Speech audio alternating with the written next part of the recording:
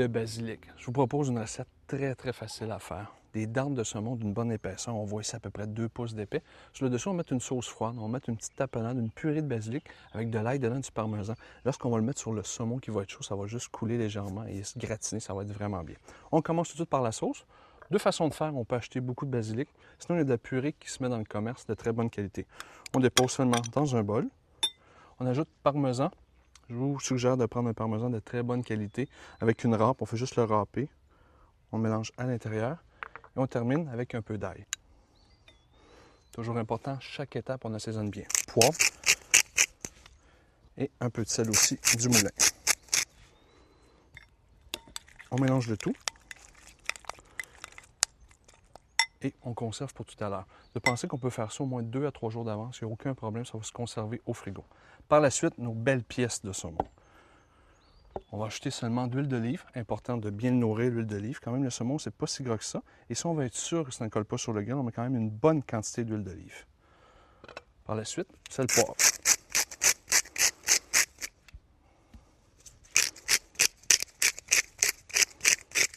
Toujours important de chaque côté. Je vous montre comment faire cuire ça sur le barbecue. Pour la cuisson du saumon, l'important, encore la même chose, on fait préchauffer notre four au maximum. Par la suite, on va descendre la température. Pour être sûr qu'il n'y ait pas de retour de flamme, on descend à peu près à moyen. Et après ça, on peut déposer nos dents de saumon.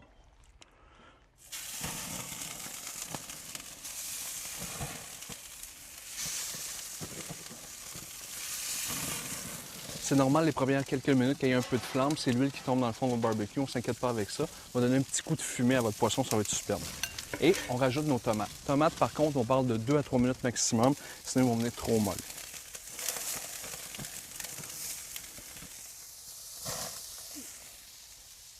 On a terminé de cuire notre dinde de saumon. On parle à peu près de 4 à 5 minutes de chaque côté. On retourne. Peut-être prendre une spatule pour être sûr que le saumon soit tout entier.